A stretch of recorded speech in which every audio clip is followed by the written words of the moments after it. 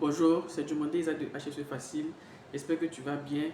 Aujourd'hui, j'aimerais répondre à une question qui me revient très souvent dans mes échanges avec mes collègues, mes collaborateurs de mon secteur d'activité, donc en HSE, qui me revient très souvent, c'est comment convaincre le DG d'investir dans la sécurité de l'environnement. C'est un problème qui est sérieux. Pourquoi? Parce que c'est vrai, toutes les entreprises ne sont pas les mêmes. Les entreprises où lorsqu'il y a un budget qui est déjà défini pour la sécurité et l'environnement, et puis on ne fait que libérer l'argent au fur et à mesure, ça c'est très bien. Et si vous travaillez dans une entreprise comme ça, c'est très bien. Et ça veut dire que le chef d'entreprise, quand même, il est bien impliqué, il comprend l'importance de la sécurité, il comprend l'importance de l'environnement dans son business, il comprend tout. Mais il peut arriver que vous n'ayez pas cette chance, tout le monde n'a pas cette chance de travailler dans des entreprises où on a des DG qui comprennent les choses comme ça. Parfois, on a des DG qui ne comprennent pas les choses comme ça. Alors, je peux comprendre que l'entreprise traverse des difficultés. Donc, même pour payer les salaires, ça peut être compliqué parfois. Pour même acheter les équipements de production, ça peut être compliqué. Dans ces circonstances, naturellement, le DG sera moins favorable à investir, à vous donner de l'argent pour payer les équipements, pour payer des choses. On peut comprendre ça. On peut comprendre. Si déjà c'est compliqué de vous payer, on peut comprendre que les équipements seront encore plus compliqués à avoir. Et j'ai vécu cette situation il y a quelques années auparavant, mais je n'en ai pas fait un plat. J'ai trouvé d'autres astuces pour pour que les accidents baissent.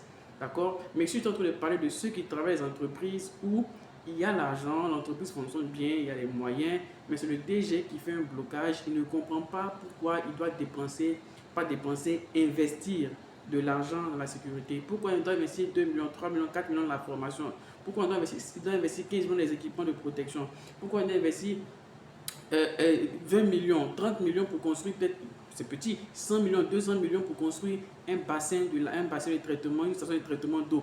Il se demande pourquoi il doit investir toutes ces choses pour éviter que je pollue l'environnement. Donc on a l'impression qu'il ne veut pas. Mais la vérité, c'est pas qu'il ne veut pas, c'est parce qu'il ne comprend pas. Donc là, je vais t'expliquer comment, avec quelques arguments, juste un argument aujourd'hui, comment tu peux pousser ce chef d'entreprise, si tu es dans cette situation, de pousser à investir, à faire sortir de l'argent. Donc ce que je vais te dire aujourd'hui, je le tire simplement de ce document, Piloter la performance HSE. C'est mon deuxième bouquin que j'ai écrit, qui vient de sortir. Et je vais te prendre juste un indicateur. À l'intérieur, il y a 75 indicateurs qui peuvent vous permettre de piloter votre système HSE. Mais là, je vais te faire sortir un seul indicateur et on va le décortiquer ensemble. Et cet indicateur pourra te donner un argument qui est pas négligeable et qui peut le pousser à investir. Alors, quel est l'argument que je veux partager avec toi? C'est l'indicateur, c'est le coût des dommages liés aux AT ou incidents. Je veux que tu comprennes, les chefs d'entreprise pensent money, ils pensent argent, ils pensent profit. Ce n'est pas parce que tu demandes de payer quelque chose qui va te donner l'argent automatiquement. Le chef d'entreprise se demande quel est le retour sur investissement. Donc quand il sait que quand lui il va investir dans une machine et qu'il va vendre son produit, il sait qu'il aura un bénéfice considérable. Il est à l'aise avec ça, il comprend ça, il peut dépenser.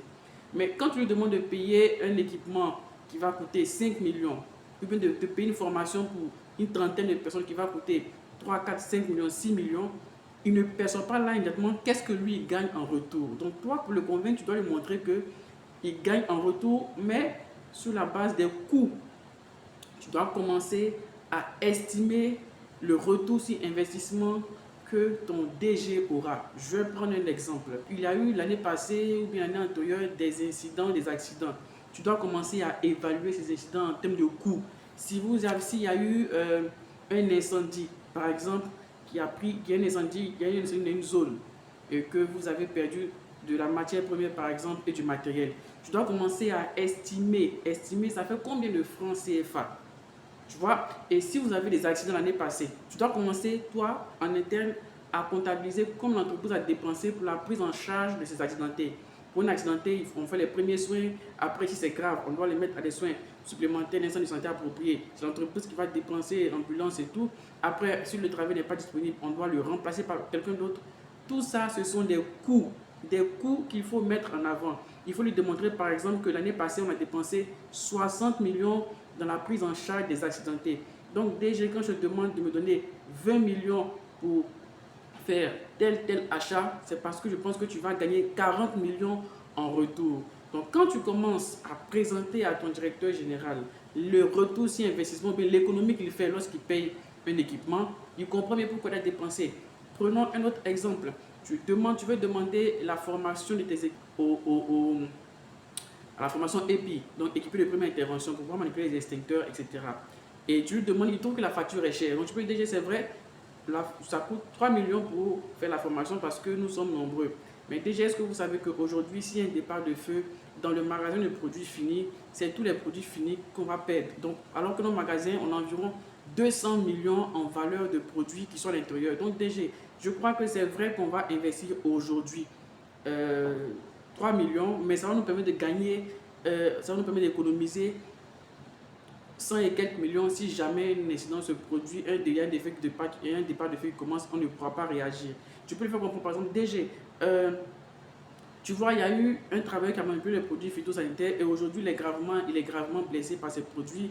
Il a même des problèmes de santé. Et ça fait pratiquement que l'entreprise a dépensé près de 3 millions sur ce travailleur concerné. Tu vois, déjà, on a trouvé 3 millions sur lui. Alors que si on avait payé seulement la combinaison qui coûtait, 100 000 francs, ce travail n'aurait pas eu, on n'aurait pas dépensé autant d'argent.